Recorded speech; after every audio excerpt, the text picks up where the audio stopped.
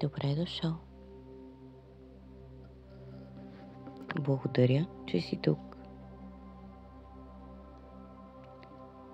В днешно време чувството на недостатъчност и безполезност са много често срещани. Разбира се, тези негативни чувства се отразяват както върху личния ни, така и върху професионалния ни живот. Затова аз записвам тази медитация с цел да се доближим до свободата и лекотата на чувството за безусловно себеприемане. Сега се настани удобно. Може да легнеш с длани към небето и свободно отпуснати крака. Аз обичам да си свивам краката в поза пеперуда, докато лежа по гръб с длани към небето. Ако искаш, опитай и ти. Може да седнеш и в полулотос, или просто да се отпуснеш удобно на стол, или в сглавница. Каквото и да избереш, то ще е правилното за теб сега.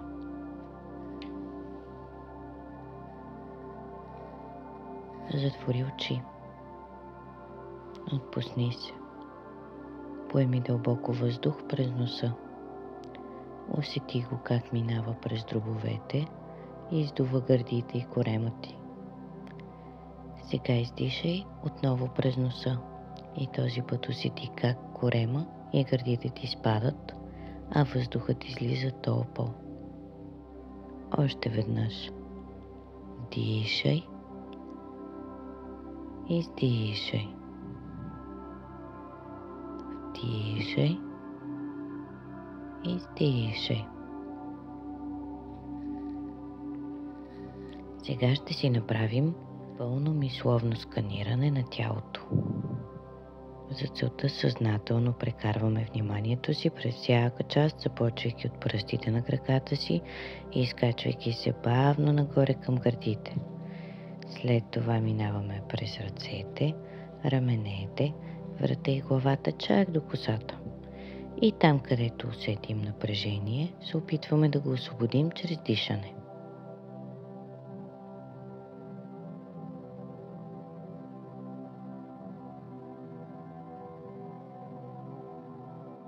Нека сега върнем вниманието си към дишането. С всяко вдишване и с всяко издишване се отпускаме все повече и все повече. Поеми няколко дълбоки и дълги вдишвания. Усети дълбока релаксация. И позволи на дишането си да се случва естествено със своя собствен ритъм. Не го контролирай и усети съзнателно какво изпитваш при всяко вдишване и при всяко издишване. Твоите чувства са напълно нормални и приемливи. Ако мислите ти се залетят на някъде, то това е съвсем естествено. И не дей да съдиш. Не е нужно да изпразваш съзнанието си напълно от мисли. Просто нежно го насочи отново към дишането си. Когато усетиш, че мислите те отвеждат на някъде, разпознай ги, но не ги следвай. Само нежно върни фокуса върху дишането. Всяко вдишване е сегашен момент на осъзнатост. Без осъждане, без дълбоко мислене, само позволяваме на емоциите и усещанията да се случват. Замислим ли се връщаме към дишането като опорна точка.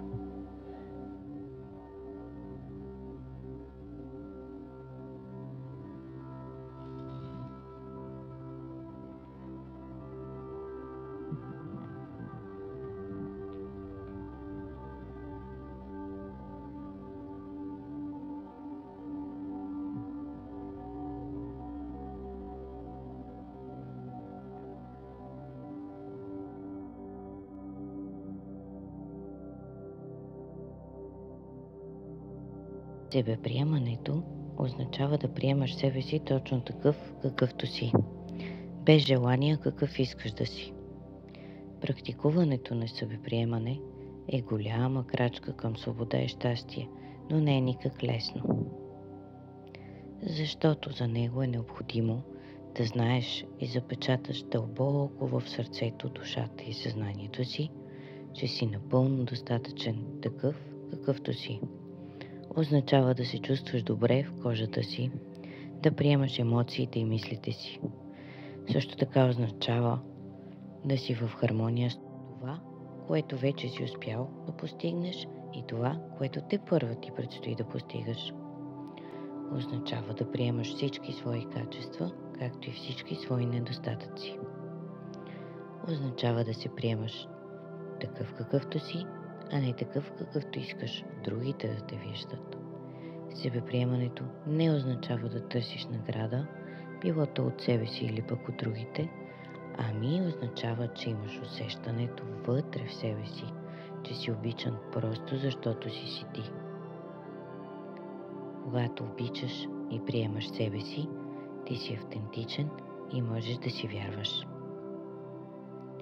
Себеприемането върви ръка за ръка с себеобичането и емпатията към себе си, което от своя страна ни позволява да си прощаваме, както и лесно да разпознаваме грешките, които правим, и да се учим от тях, за да растем.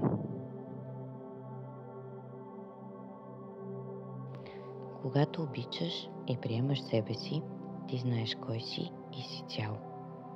Способен да обича и да бъде обичан, ти си достатъчен. Живееш в настоящето, където всеки момент е нов и където е безопасно да чувстваш. Да си човек означава да си несъвършен, но и отговорен да се чувстваш щастлив, достатъчен и достоен. Знай, че пътят на себеприемането е дълъг и си бъди благодарен, че си поел по него. Сега е важно да приветстваш всички позитивни и негативни чувства, признавайки тяхното съществуване, без осъждане и без копнеж за промяна. Приветствай всяко хубаво чувство и знай, че заслужаваш да се чувстваш добре. А когато се появи неприятно такова, се погрижи за себе си, както би го направил за любим.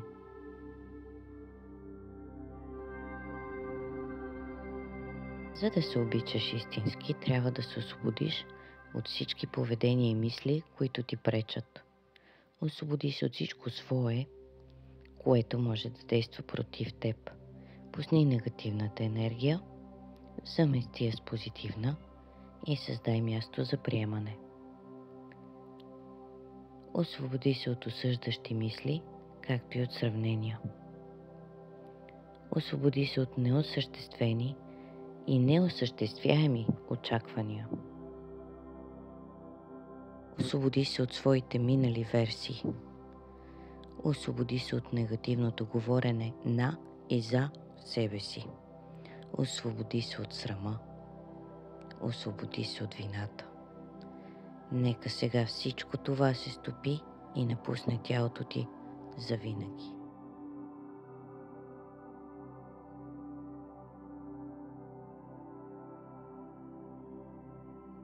Бъди нежен към себе си и се обичай.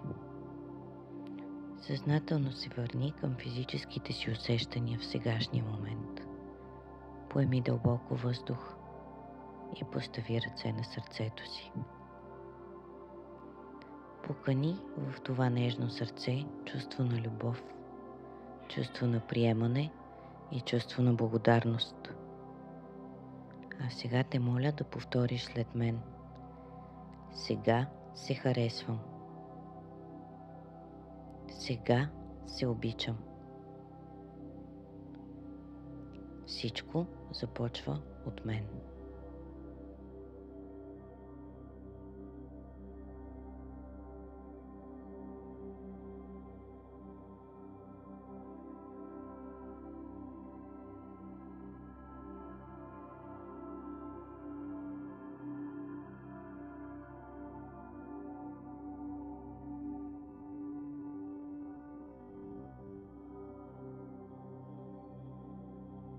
Благодаря ти.